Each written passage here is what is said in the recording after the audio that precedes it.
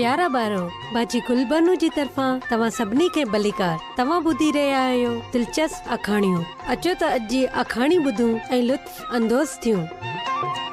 एलिया ऐं किरमल जी चोटी। पहिरियों बादशाह अरणाबाब। खुदावन ई खुदा आहे।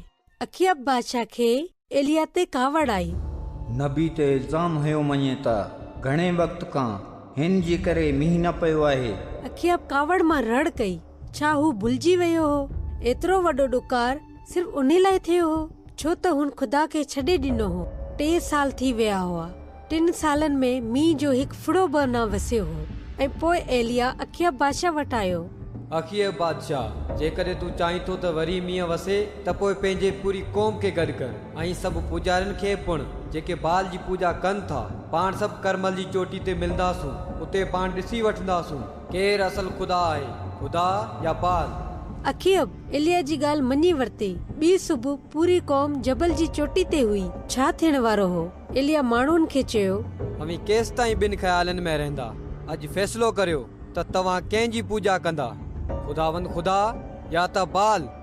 पूरी क़ौम माठ रहे। उन ॾिठो त एलिया कुर्बान गाह ठाही ऐं कुर्बानी जे लाइ जानवर खे उन्हे ते लेटायो। बाल जे पुजारियुनि पण ईअं कयो। बीहो, बाह ना ॿारजो। हर को पंहिंजे पंहिंजे खुदा सां दुआ करे ऐं जंहिंजो खुदा बाह ॿारे ॾे उहो ई सचो खुदा हूंदो। बाल जा पुजारी जल्दी सां बाल खे पुकारण लॻा। हू केतिरा ई कलाक हुन खे पुकारींदा रहिया पर आसमान मां को बि जवाब न आयो। एलिया उन्हनि ते खिलियो। तव्हांखे अञा ज़ोर सां पुकारणो पवंदो। थी सघे थो तव्हांजो देवता सुतो पियो हुजे या वरी मोकल ते वियो हुजे। मागे ख़ामोशी थी वई। जॾहिं एलिया पंहिंजी कुर्बान गाह जी काठियुनि ते पाणी विधो। फुसियल काठियूं त ॿरंदियूं न आहे, छा ॿरी सघनि थियूं? एलिया तमामु वॾी आवाज़ सां ऐं पूरे दिल सां दुआ कई। खुदावंद खुदा, अॼु पंहिंजे माण्हुनि खे ॾेखारे छॾ त तूं ई इसराइल जो खुदा आहीं ऐं आऊं तुंहिंजो खादिम आहियां। वाह! ओचितो आसमान मां बाहि आई ऐं कुर्बानी जे जानवर खे साड़े छॾियो। काठियुनि ऐं पथरनि सां गॾु पाणी खे बि साड़े छॾियो।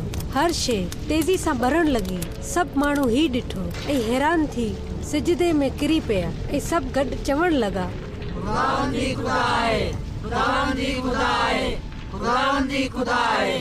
हाणे सभु माण्हुनि खे समझ अची वियो ऐं बाल जे सभु पुजारियुनि खे सज़ा मिली वई। उन्हनि सभिनि खे मरणो पियो। खुदावन ई खुदा आहे। हिकु दफ़ा वरी एलिया खुदा सां दुआ कई ऐं कारा ककर आया ऐं पहिरियों फुड़ो वसियो ऐं सिर्फ़ जहिड़े ई खुदा जे ज़रिए ई वरी मींहुं वसियो।